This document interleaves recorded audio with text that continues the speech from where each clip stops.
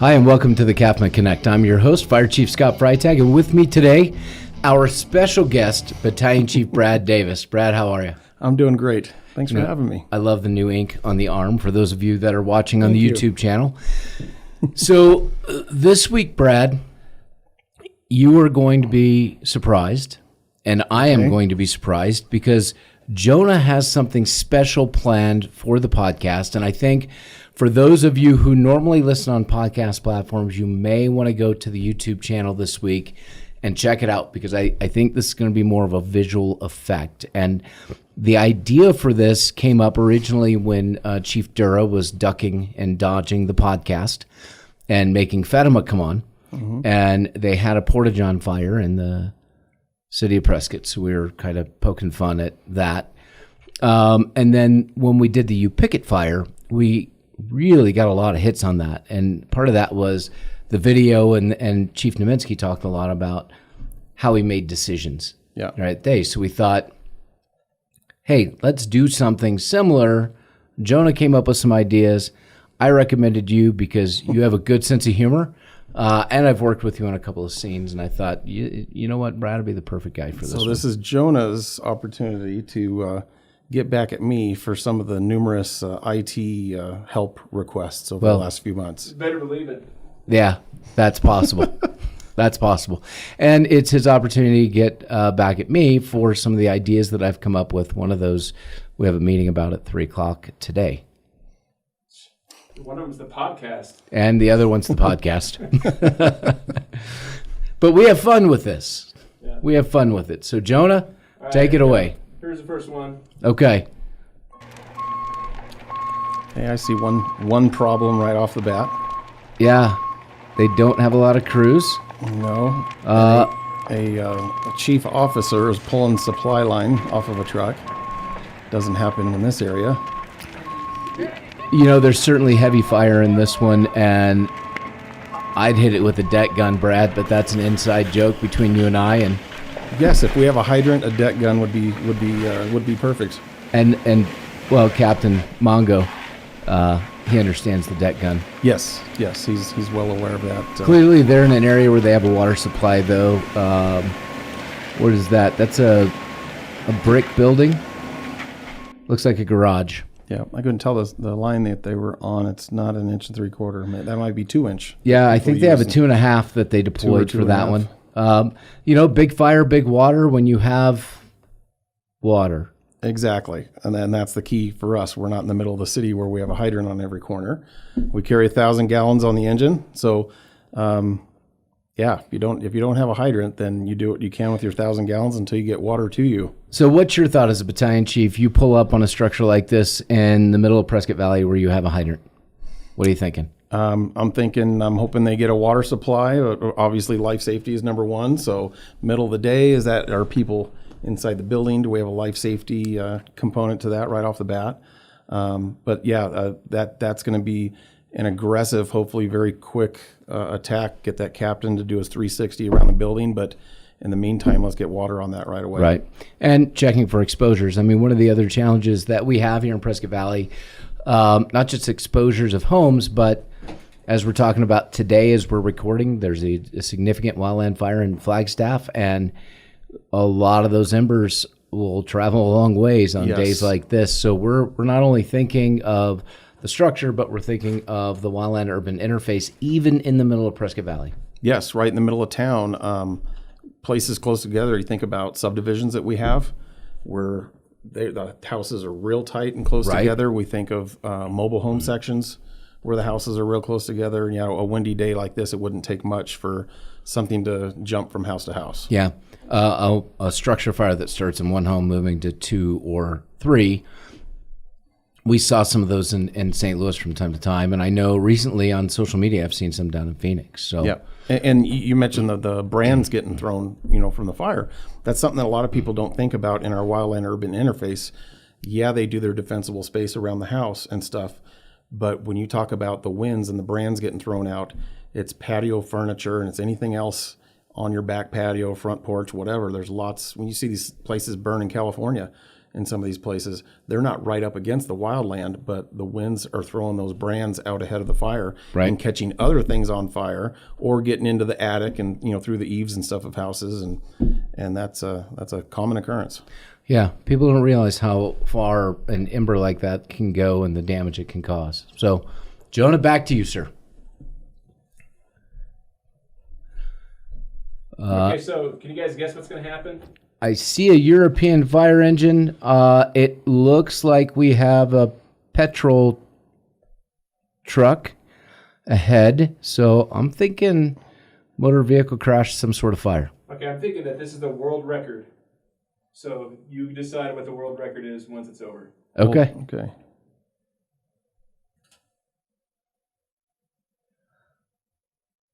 See warning lights on top of the engine for some reason.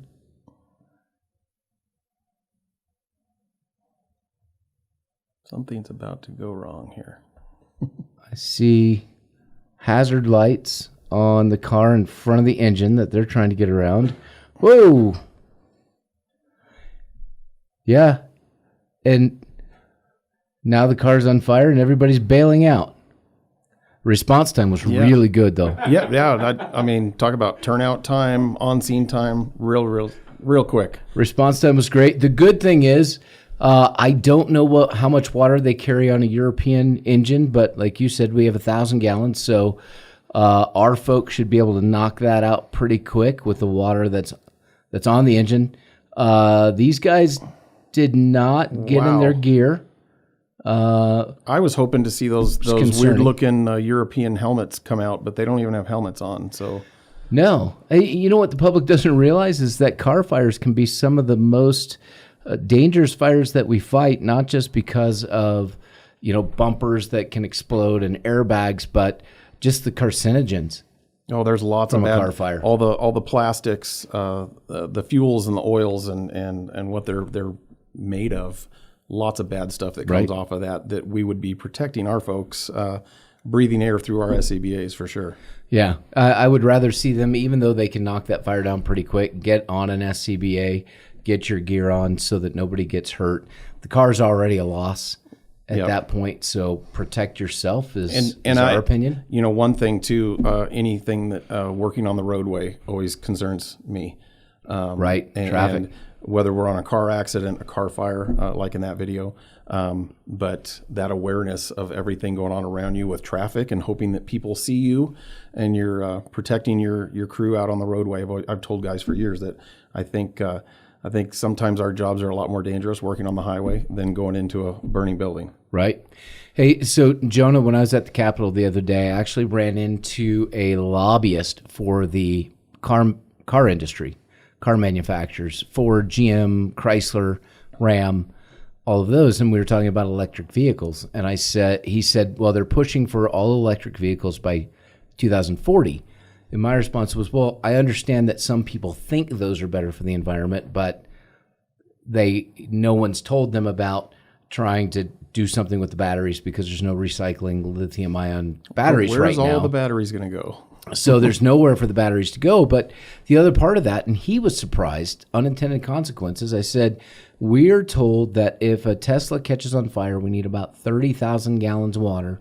And there's no guarantee the fire is going to stay out because what they've seen is they dump all the water and then they get it on a flatbed. It either starts on fire there or several days later at the lot starts on fire. And what does that create? But you're also one of our hazmat guys, one of our main hazmat guys. And think about the chemicals that are in a lithium-ion battery, and now you're washing them down the roadway with 30,000 gallons of water. And those lithium batteries, when they're overheated, like the power stuff from APS doing these storage facilities around Arizona too, is that when they go through this thing of not actually burning but overheating, they put off hydrogen gas. Which is explosive, which unfortunately we had a bad incident down in Surprise a couple years ago related to that. But yeah, they're very difficult to deal with. It's not the standard car fire, put it out and go home. No. With these fires, I forget to mention foam. And I'm going to mention that specifically for Engineer Wagner. He knows how specific I am on making sure that guys have foam Right. mixed in with that water coming out the foam line. So there you go, Adam. I had to mention foam. For you. Well, and when I talked to the gentleman with the car industry, I said, think about rural Arizona, where we are, and let's call it 169. You have a Tesla fire on 169, and you need 30,000 gallons of water to fight the fire. Plus, you have the potential for a hazardous materials issue because of the runoff.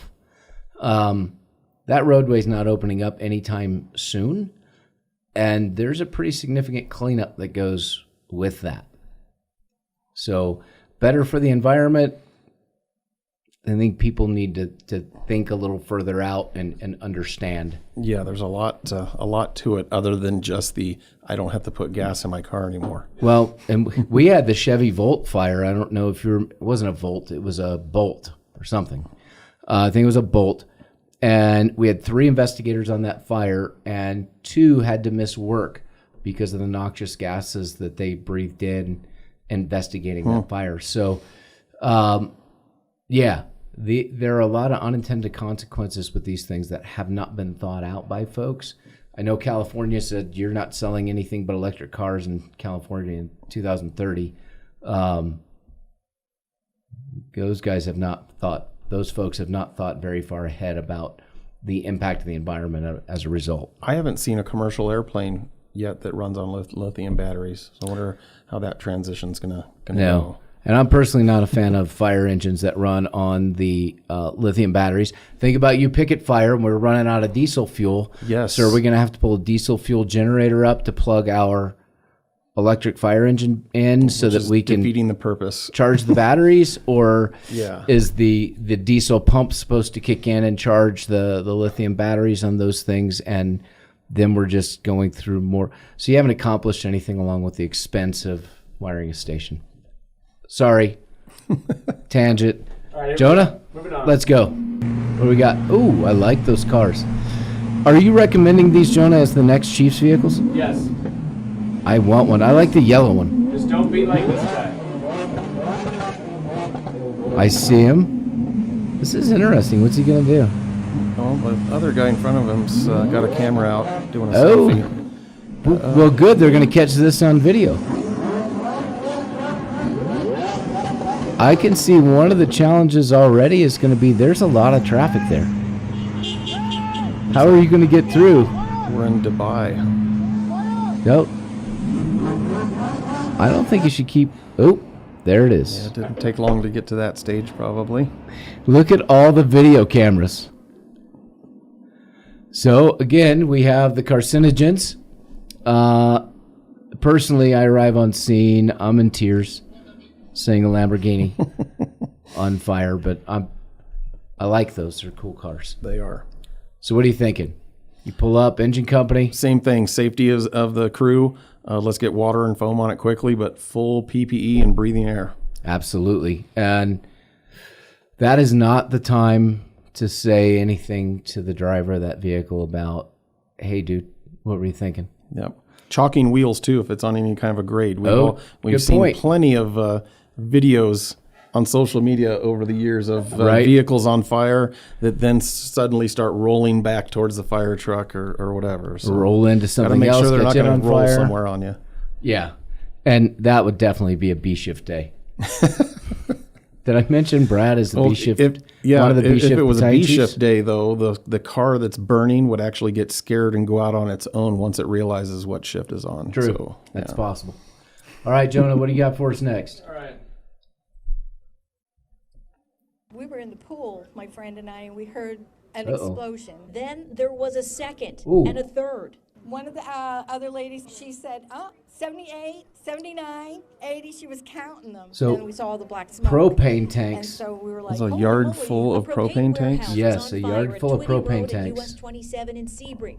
Each explosion was a tank. That's a lot of wow. propane tanks. Literally exploding, flying Oh. through the air and landing a Chief quarter mile Bashore. away in the middle of the highway. Watch as this small propane tank blasts 100 feet in the Oh, air. yeah. Projectiles, I'm sure. Oh, wow. Popping off.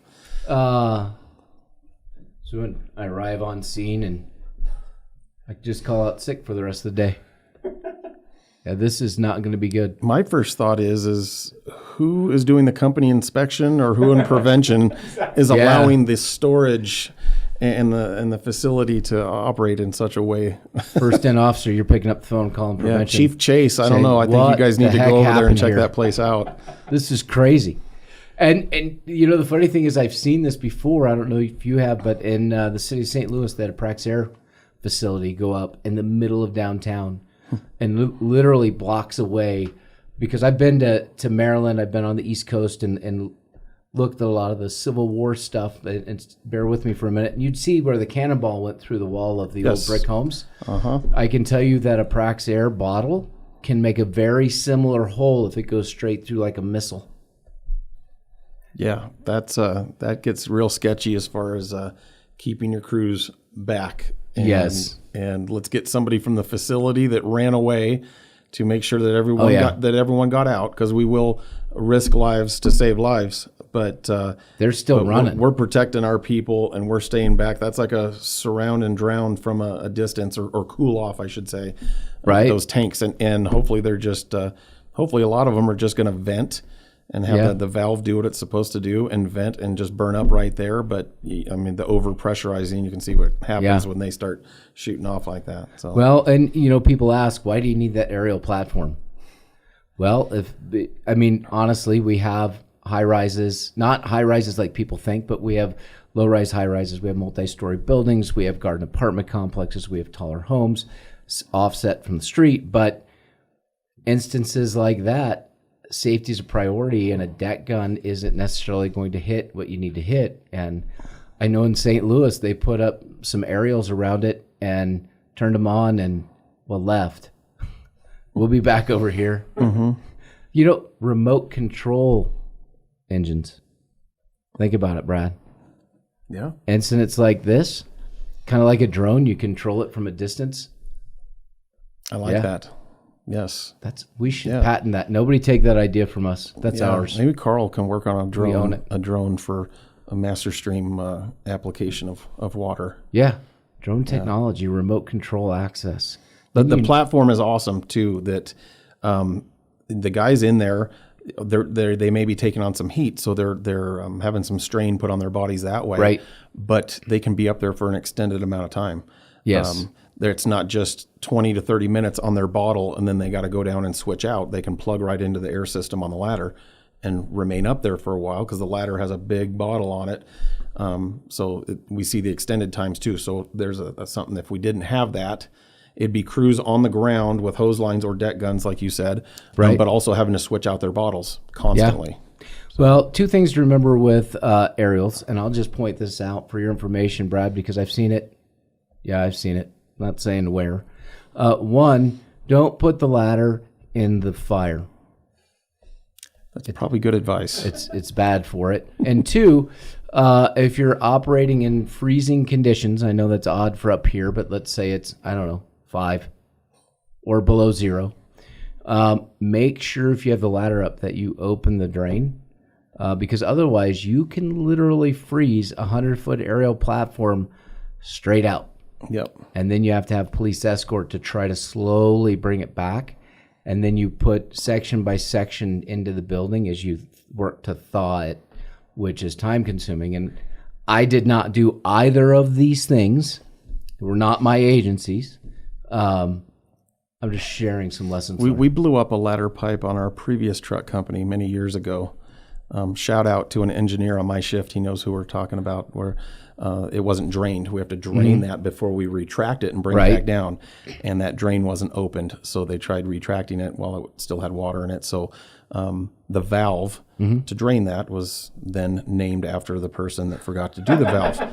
Go figure. Something named after somebody, after they mess something up or break something, we name things after them. So I think I know a little Davis bit. light? I know a little bit about that. Yeah, that kind of stuff. It was a gull wing type door, yes, right? Yes. And you got to tell the whole story though, Chief. Not just. Well, no, we just want pieces. Yeah, not just no.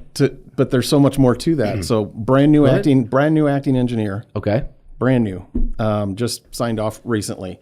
Station 54 around this time of the year, the height of wildland season, is about 7:30 in the morning. And the other crew was not quite there yet for shift change. and we got a call for a wildland fire with exposures. A lot of chaos and we're in that changeover mode in the morning, right? And now we're getting into our wildland gear and getting out of the station. So the acting captain I had that day, he kept his wildland boots and pants in the gull wing compartment in the back of the truck. I got on my stuff, hopped in the truck. We opened the garage door, and acting captain jumped in with his wildland pants and boots and said go, and didn't check all of my mirrors or the little flashing light that's up there in the cab. And I drove out of the station to a huge noise of the gull wing door that was left up after he had grabbed his gear, getting ripped off the truck, and it was crumpled up, sitting on the front apron. So now those lights were improved after that, from a small blinking light to something that gets your attention even more.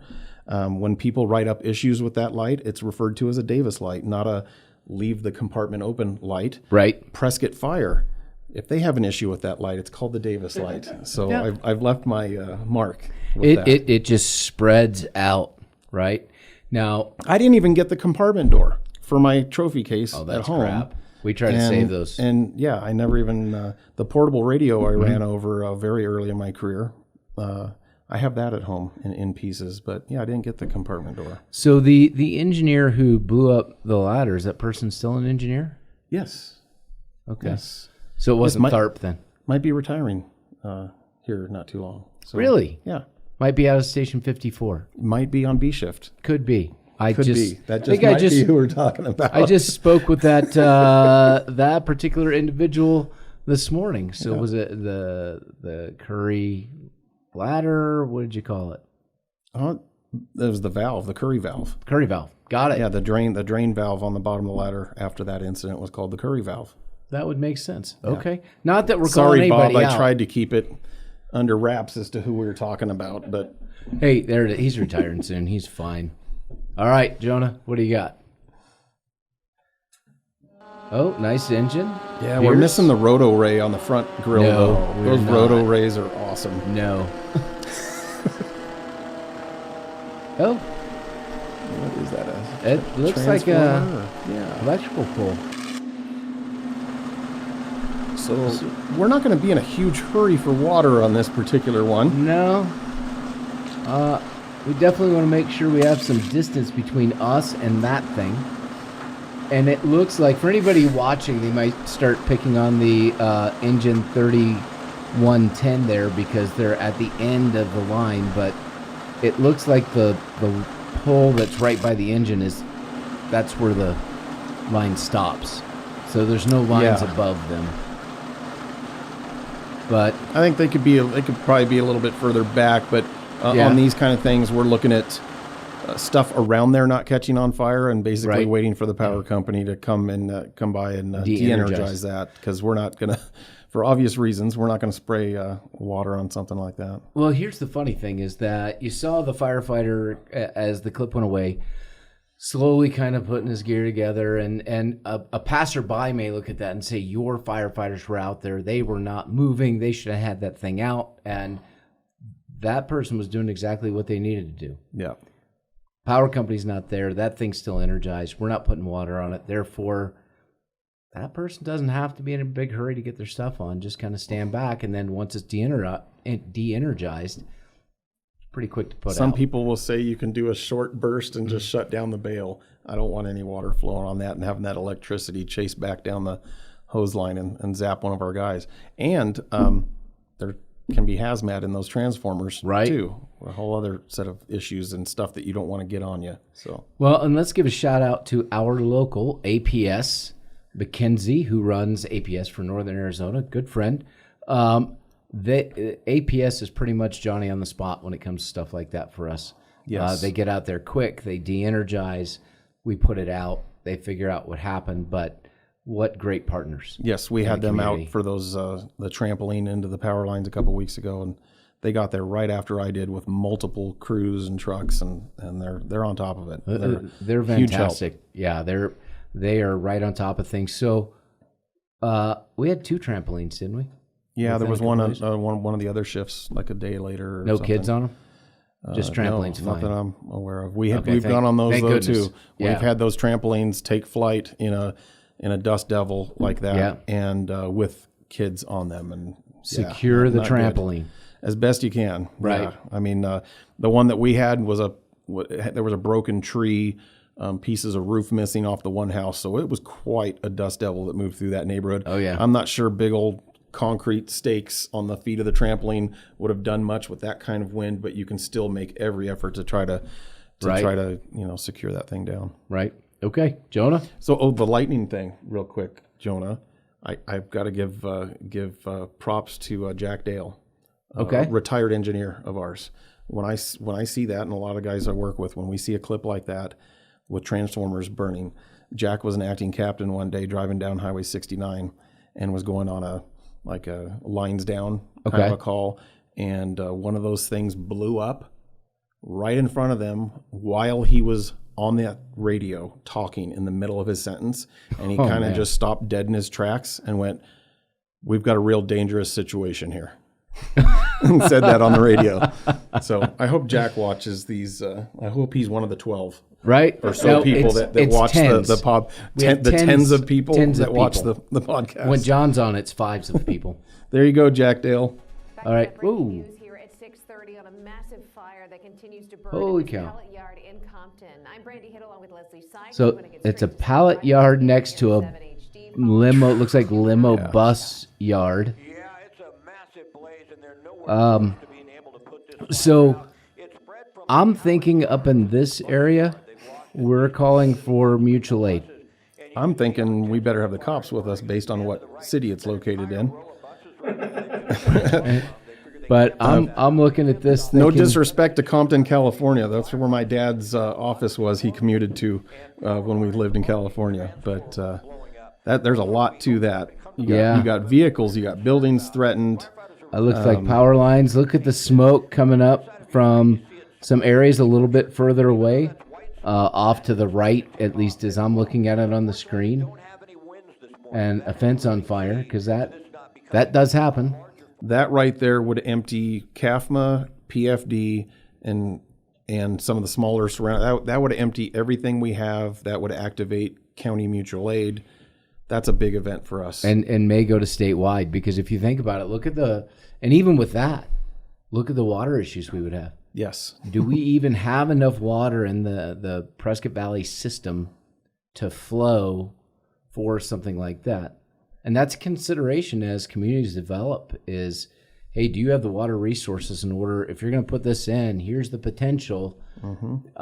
Because with that, you're looking at deck guns, you're looking at aerial platforms, you're looking at hours and days and hundreds of firefighters that are needed to deal with that. Yeah, you just flowing one platform, depending on the neighborhood, could be enough to where people don't have enough water to flush their toilets because we're flowing one aerial device because it takes that much water out of the system. So as a battalion chief, give me your size up when you pull up My on that. size up on that? Well, I'm going to tell somebody to call 911. Lean towards the mic. We are 911. That kind, depend on where I approach it from, but that would be very hard to get real specific. Right.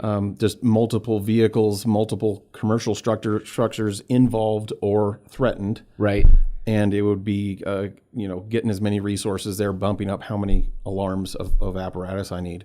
I don't think we have enough alarms to fill the alarms. That one would be real crucial for the first in officers to do what they can to set it up for success by establishing a staging area and really getting the incident command system in place so that there's order to what's going on, because that could be very chaotic with freelancing and people coming in from all different directions. You got to do what you can to maintain order of your resources. Yeah. So. And you may want to set that up kind of like a wildfire event just because of the different areas.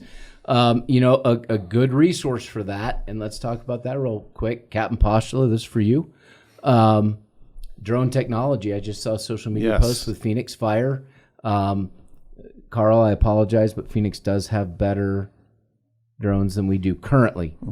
I was going to say, Chief, you can do something about that. We're trying. Well, I have to get the money, but that would be drone technology right there out of the BC vehicle where you can launch that, and then as the battalion chief, you're in your vehicle looking real time up above, and to that would see be everything. You're yeah, dealing you with. get 360 degrees. You can see more specifically what is burning and where your hotter areas are. Kind of like on the U-Picket, they were able to determine where to aim the streams on where their hotter pockets were within that little pile of cars, right? 3 stories high, I think. Yeah. But drone technology, that would be great for something like that to help the incident commander. You guys keep stealing my thunder. So the next video here. Oh, here we go. Okay, so Ready. Let's go. Whoa. Oh my That's gosh. nasty. Tractor trailer, tires. It looks like it's spotted a little further out, starting into the wildland. This time of the year, I'm very concerned about that getting into the wildland. There's some wind blowing that thing. Those larger fires, like any fire, it's about displacing those BTUs, and there is so much heat coming off of that that you're not going to just pull up with a deck gun and put that out. That's going to be very you could pull up with a time deck gun. consuming. You tell 58 B shift. Tell hey, Mongo, hit it with Mongo, let's hit it with a deck gun. Chief, I only have 1,000 gallons of water. I know. Hit it with a deck gun. Because we're going to be out of 1,000 gallons pretty quick. But honestly, like if this happened today in our red flag conditions that we're currently in today, I would be really, really worried about that getting out into the grassland and running on us. What would you say our winds are gusting to today? According to my little app at home, it was sustained around 23, so I would assume it's gusting over 30. Yeah. And with this, I mean, you're really looking at trying to just surround and protect the areas around it because you're not going to put it out. I mean, that's clearly in an area where there's no water. Now, here's the thing, though. We're going to get calls asking why we have not put this fire out yet because it's bothering some people. So, but one of the things we want to look at is if there's communities in the way of that smoke downwind, almost like a hazmat, you might go in and say, we're going to evacuate the area because the air quality or protect in place. But exactly. Tell people to shut their doors, shut their windows and seal up or actually evacuate. The black smoke too, that talk about protecting our crews and what they're breathing. We're not going to put people on hoses, or working on off their engines in areas where they're going to get in the middle of all that for no reason. And the problem with being out in front of that, even on the wildland side, is because you can't have people work a fire line in full gear when you're dealing with wildlands. So you're just kind of monitoring where's that going, and then Carl gets to play with his drone again. Yes. His new upgraded drone that he deserves but doesn't have, and I don't know when he'll have it. But we're taking donations. All right, here we go. Last one. All right, here we go. Speaking of hazmat. Hazmat. Oh, great. Oh. Yeah, there's definitely some hazmat. The blue water is hazmat in those things. Dude, there's a whole row of those things. Yeah. This is the best part. He sprays it for about 5 seconds, and then he just watches it.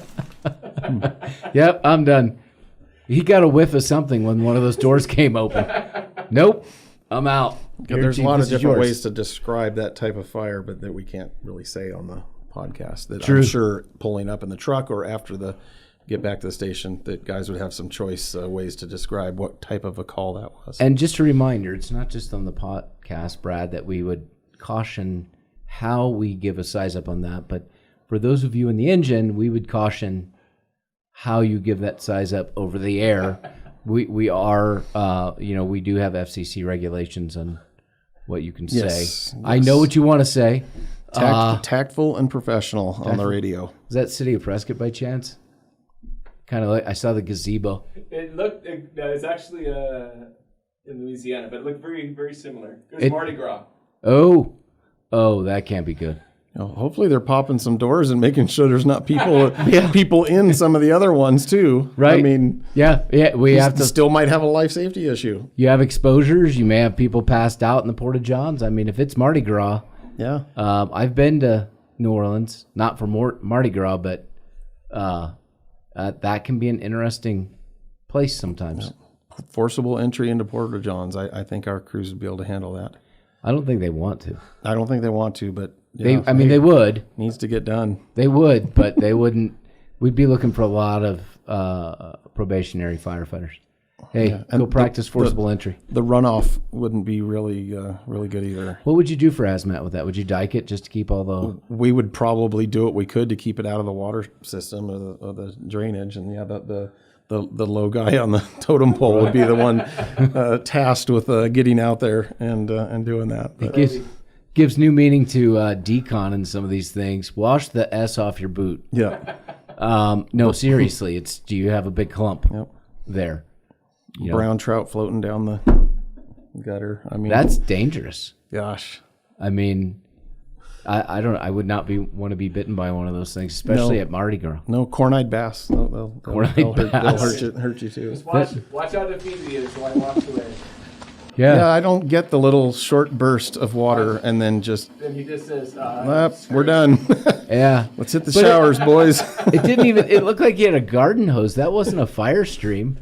It's like he took a garden hose because it was there, and I guess they're still waiting for water. But We've gone on those on fire, and they burn really, really quick. they do. And go up very quick. here's the thing with porta-johns catching on fire is it's not common because, well, quite frankly, there's no electric in them. There's no real reason for them to catch on fire unless somebody lights them on fire. So from what my research, fireworks in a porta-john is a thing.